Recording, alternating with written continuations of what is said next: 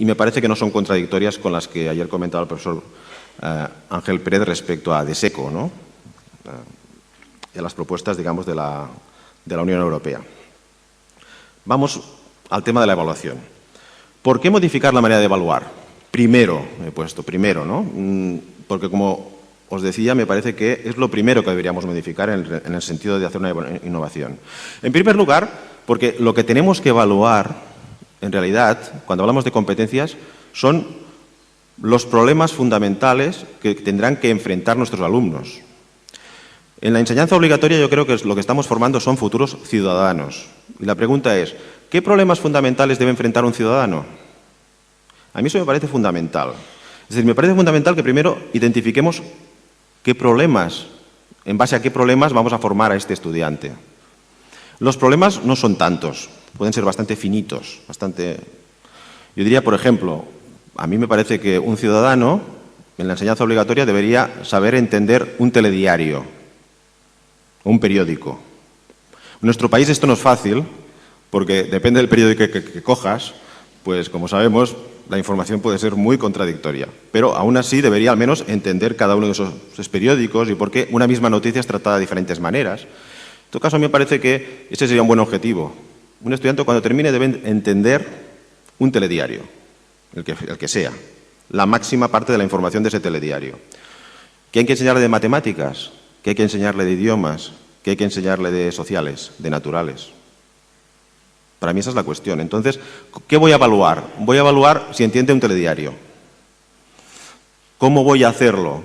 Pues utilizando telediarios. ¿Y cómo voy a enseñarle? Cada materia debería enseñar la parte que corresponda para que el alumno sea capaz de hacer eso. Tanto, como veis, yo iría un poco hacia atrás. Primero, identificaría qué problemas tiene un ciudadano y que debe aprender a resolver. Y a partir de eso, ver qué debo enseñarle para que sea capaz de hacer eso. Por lo tanto, bueno, en general, como os decía, por lo tanto, en los diferentes niveles educativos, sobre todo debo insistir en esos problemas típicos, los más frecuentes, pero también en algunos problemas emergentes. Claro, nosotros ya prevemos que en el futuro nuestros estudiantes deben estar preparados para otros problemas emergentes que están apareciendo, ¿no? El calentamiento global, la inmigración, la violencia en las aulas, sexismo, bullying, nos hablará también luego la doctora Ortega.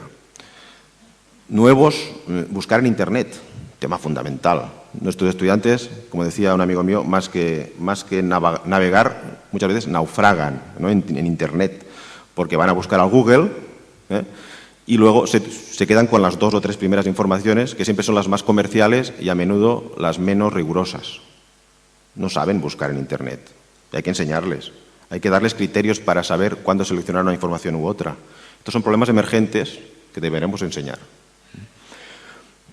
En la enseñanza profesional igual. En realidad, yo siempre digo, bueno, es que, por ejemplo, en la universidad, un dentista, ¿a qué dedica su tiempo profesional? Pues un tanto por ciento muy elevado se dedica a arreglar caries y a hacer endodoncias. Estos son problemas prototípicos, típicos. Esos los tiene que saber hacer muy bien. Luego hay problemas emergentes y exóticos, pero esos son mínimos. Yo que trabajo con psicólogos escolares, bueno, hemos hecho una lista de 10 problemas típicos que tienen los psicólogos escolares. Hay 10. Durante el año se dedican a 10 sobre todo. Luego hay otros, muchos más. Pero esos 10, yo como profesor los tengo que garantizar. La idea es, por lo tanto, identificar esos problemas que debe saber todo ciudadano, fundamentales, típicos, los emergentes, y enseñar a partir de eso, y evaluar. La segunda idea de por qué primero la evaluación es porque la evaluación tiene efectos retroactivos sobre el aprendizaje. Es decir, hay una máxima que dice, dime cómo evalúas a tus alumnos y te diré cómo aprenden. Si cambias la evaluación, cambias la forma en que los alumnos aprenden. De nuevo me refiero al ejemplo que ponía ayer el doctor Pérez, ¿no? Es decir, claro, ¿por qué empollan antes de los exámenes? Hombre, porque les evaluamos para que empollen. Si cambiamos la evaluación, seguramente cambiará la forma de aprender. Por lo tanto, es fundamental cambiar la evaluación, pero además es fundamental explicarles a los alumnos cuál es la magnitud de la tragedia. Explicarles a los alumnos, oye, te voy a pedir esto y así. Y eso implica este tipo de esfuerzo y este tipo de estudio y no este otro. Que lo tenga muy claro. Porque lo que quiero es que apruebes, lo cual quiere decir que aprendes. pero aprender, en mi caso, significará esto. Por tanto, muy claro desde el principio, ¿verdad? En tercer lugar, porque la evaluación influye también en la enseñanza. Claro, si tú cambias la evaluación y haces una evaluación formativa, luego hablaremos de un poco una evaluación más auténtica, más compleja, en parte, más abierta, le tienes que enseñar a este alumno a enfrentarse a esa evaluación. Y eso te obliga a cambiar la forma en que enseñas. Lo que no vale, y además es una de las cosas que más molestan a los estudiantes, es que el profesor enseña un nivel o de una manera y luego le evalúe de otra. Por lo tanto, deberemos ajustar la forma en que enseñamos a esa evaluación. Por eso es tan importante cambiar la evaluación, porque luego el profesor tiene que enseñar de otra manera y cambiar la forma para responder a esa forma de evaluar. Finalmente, porque además la evaluación ofrece unos indicadores de mejora, unas señales de cuándo el alumno está aprendiendo en la dirección que esperas, fundamentales, al menos en un doble sentido. En el sentido de que proporciona al profesor feedback de cómo van las cosas. Si tú estás evaluando de una forma más continua, más formativa, te das cuenta de si el alumno va en el sentido que esperas. Por ejemplo, si el alumno está aprendiendo lo necesario para entender un telediario. Por lo tanto, puedes introducir cambios. Pero además, le estás dando al alumno indicadores para que él se autoevalúe. Le estás diciendo al alumno, mira, para saber si vas bien, si estás interpretando bien, pues no sé, lo que dice el hombre o la mujer del tiempo, ¿no? En el telediario, tienes que tener en cuenta esto y esto y esto. Para decidir si el fin de semana vas a salir o no a la playa, debes tener en cuenta esto y esto. Y debes contrastar de esta manera. Por tanto, ofrece indicadores tanto para mejorar tu enseñanza como para que el alumno interiorice formas de autoevaluación que le permitan autoevaluar y autorregular su aprendizaje. Por eso es tan importante la evaluación, ¿verdad? Bueno, ¿y por qué auténtica? ¿Y cuándo una evaluación es auténtica? Definiríamos una evaluación auténtica como aquella en la que las condiciones de la evaluación guardan un alto grado de fidelidad con las condiciones extraescolares en que esa competencia, en que se produce esa competencia. Yo, por ejemplo, formación profesional. Yo estoy formando a jardineros, a jardineras, ¿no? Y entonces resulta que cuando puedo trabajar en clase y evaluarlo, pues haciendo que me cuide una planta o que cuide de un sembrado en clase, en una situación más o menos artificial. Pero claro, es que esto no tiene nada que ver con la profesión de jardinero. En realidad un jardinero cuando trabaja, pues lo hace en la intemperie, a veces llueve, las herramientas generalmente están sucias y además hay peligro, tiene que tener normas de seguridad porque hay herramientas que pueden producir daño físico. ¿Cómo le voy a evaluar? Hombre, a ser posible en esas condiciones reales. Lo que se le evalúo en clase, ¿eso me va a garantizar que luego sabrá hacer bien su trabajo? Entonces, debo al máximo hacer una evaluación que se parezca mucho a aquello que el alumno luego tendrá que hacer en la vida extraescolar. Si quiero que el alumno entienda telediarios, deberé trabajar con telediarios. Claro, me puedo montar un telediario en clase y hacer ver que uno es el hombre o la mujer del tiempo, el otro es de deportes, puedo hacer secciones, puedo hacer una simulación. Una simulación está bien, pero es menos auténtica que una situación real, más real. Por tanto, existiría un continuo, ¿no?, entre situaciones muy poco auténticas y situaciones muy auténticas. La idea es que vayamos a evaluaciones que se acerquen más a esa autenticidad. Bueno, ¿y qué características tienen más concretas, no? Una evaluación auténtica debe ser realista. Es decir, las condiciones de aplicación y exigencia cognitiva, la dificultad que vas a pedirle al alumno, deben ser similares a las de la vida extraescolar. Ni más ni menos, tampoco más, similares. Por lo tanto, debes introducir condiciones en las que realmente se parezcan mucho a lo que luego el alumno deberá hacer en su vida como ciudadano, como profesional, como investigador, en doctorado, ¿no? Debe ser relevante lo que enseñas, es decir, útil para el alumno. Sabemos desde hace muchos años, y la investigación es tozuda en demostrar, que el alumno está motivado cuando le enseñamos cosas que puede utilizar, a ser posible, de una manera rápida e inmediata. Si le estás enseñando a entender telediarios y él puede estar en casa y discutirle a su padre algún tipo de noticia que aparece en el telediario, eso puede ser motivante, porque es útil, es funcional, es utilizable de una manera relativamente rápida. Finalmente, hay un tercer criterio, que este es un criterio más más elaborado por nuestro equipo, porque a nosotros nos parece muy importante, le llamamos proximidad ecológica.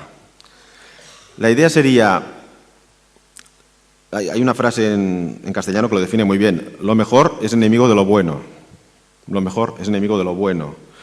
Se trata un poco de partir de lo que ya haces, en realidad. Es decir, yo creo que luego comentaré algunos métodos, ¿no? Portafolios, evaluación por carpetas o portafolios. Pero es que a lo mejor la práctica de mi centro o la práctica de mi aula está muy lejos de esa situación, de esa posibilidad. Sería absurdo que yo intentara hacer ese cambio tan radical. Es necesario empezar por prácticas muy cercanas a las que ya hago. Y además utilizar los medios ecológicamente que tengo en el centro. Por tanto, si tengo algo en el centro y ya tengo un recurso, no voy a intentar inventar uno nuevo. Una de las grandes tragedias, por ejemplo, de todo el tema de la informática educativa, es que a menudo a muchos centros les llegaron los ordenadores y luego tuvieron que inventar qué hacer con esos ordenadores.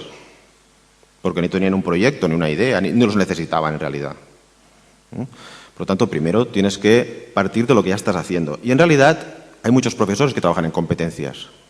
Algunos no lo saben, pero lo hacen. Yo sé que algunos de vosotros sois jefes de estudios o estáis en cargos directivos. Seguro que en vuestros centros hay algún profesor que está trabajando con problemas auténticos, con tareas muy motivantes para los alumnos, próximas a la realidad de los alumnos, y a lo mejor ni han oído hablar de competencias y no sé, igual ni les interesa. Pero en todo caso, ese profesor tiene una práctica muy valuosa para tu centro. Y lo que tienes que hacer es intentar que se contagien los demás, que explique lo que hace, intentar darle un trasfondo también teórico y que lo explique. Yo creo que siempre encontraremos algún profesor en un centro que hace un tipo de práctica interesante que se puede potenciar. Mi sugerencia es partir siempre de lo que se está haciendo. Me gusta ese término de zona de desarrollo del centro. Sabéis que esto es un término que se aplica a los alumnos, ¿no? La zona de desarrollo próximo. Aquello que puede llegar a hacer el alumno con la ayuda de un buen profesor o profesora.